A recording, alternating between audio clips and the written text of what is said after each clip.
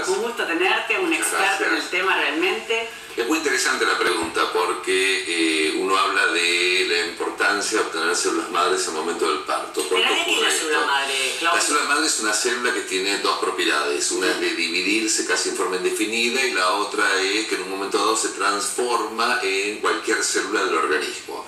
Eso hace que estas células puedan utilizarse para regenerar células o tejidos que se han dañado por alguna enfermedad.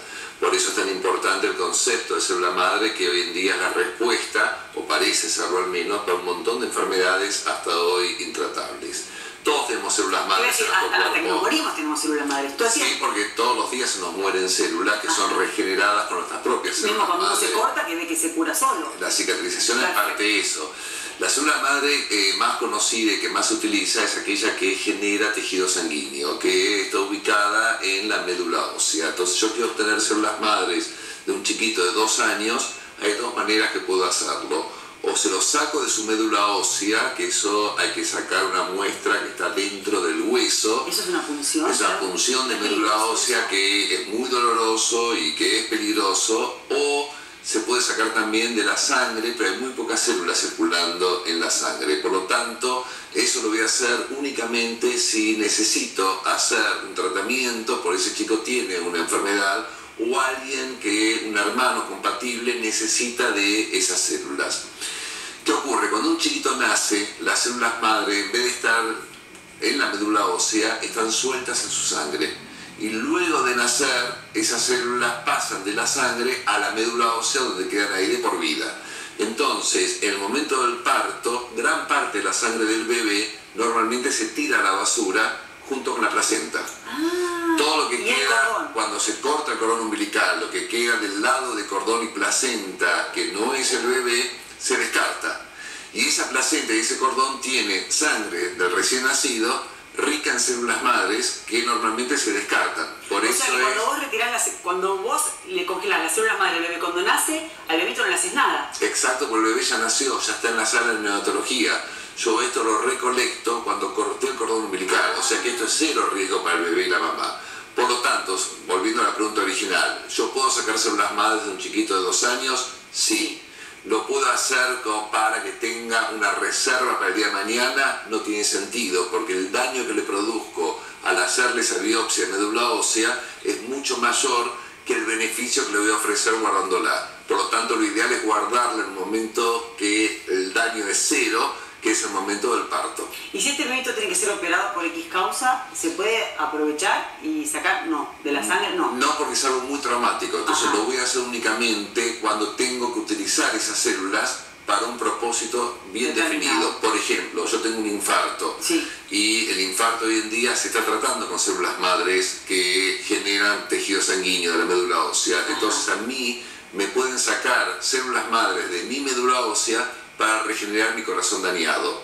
O un hermano mío que es compatible necesita un trasplante de médula ósea porque tiene una leucemia, por ejemplo. Entonces yo como donante le doy mi médula ósea porque ahí el beneficio hacia la otra persona justifica el daño que yo puedo llegar a sufrir. Si yo lo hago únicamente para guardarlo por las dudas, ese daño potencial es mayor a ese beneficio que no sé si va a existir o no. Claro, por eso la duda de la mamá venía en que a lo mejor no sé si la sacaba del talón, del bebé, no, de qué parte de la sangre. Hoy por hoy no, y por eso es que es tan importante hacerlo cuando el bebé nace, porque ese momento mágico del parto, ese instante que guardo la sangre del cordón, si no lo hago en ese momento, perdí esa oportunidad para hacerlo más adelante. Claro, ¿qué pasa si yo tengo un chiquito de 2 y quedo embarazada de nuevo? Ese bebé, si yo le hago todo el tema del protocolo de la célula madre, ¿le va a servir al hermanito más grande? Puede que sí, puede que no. Hay un 50% de posibilidades que sea compatible con el hermanito mayor. O sea, cuando uno guarda estas células, lo hace por 2 motivos. Por si el chiquito que está naciendo necesita estas células el día de mañana, pues son 100% compatibles con él, pues son de él. O si un hermanito que sea compatible y la posibilidad es de un 50%, el día de mañana lo requiere. Ahora, si yo tengo un chiquito que ya tiene un problema, que necesita un trasplante de médula ósea y coincide con que mi mujer está embarazada, ahí es obligatorio guardar la sangre de mi futuro bebé porque estoy de otra manera desperdiciando una oportunidad que va a tener mi hijo enfermo de poder beneficiarse con un trasplante que sea compatible con él. O sea que tal vez si tenés un chiquito enfermo, si tenés otro hermanito le puede llegar a salvar la vida. Exacto, inclusive hay algo muy cuestionado que se llama bebés a medida, que son familias que tienen un chiquito enfermo que necesita un trasplante y no consiguen nadie compatible porque un 30% de las personas no encuentran un donante compatible y tienen especialmente otro hijo para utilizar la sangre cordón umbilical como fuente de células madres para el trasplante del hermano enfermo. Claro, pero en realidad al bebé no le haces nada, es No. a la máquina que gesta este bebé, que es la placenta y el Exactamente, el daño que se le hace al O sea, que recién el nacido nenito- es cero, nada, pero nuevamente estoy juntando algo que de otra manera va a parar al cesto de la basura junto con la Claro, placenta. eso es increíble, algo que se descartaba antes totalmente. Exactamente. Yo no pude juntar de ninguno de mis 3 hijos, Yo lamentablemente tampoco. Llegamos tarde. Llegamos tarde, Claudio. Y te hago una última pregunta. El tema del congelamiento. Uno piensa, ¿no? Es burda la pregunta. Yo tengo la carne en el freezer, me dura 6 meses. ¿Cuánto dura congelada una célula No madre? hay límite. O sea, el primer trasplante de médula ósea con sangre de cordón umbilical se hizo en el año 1988. Se descongeló parte de estas células hace poco y se vio que estaban en perfectas condiciones.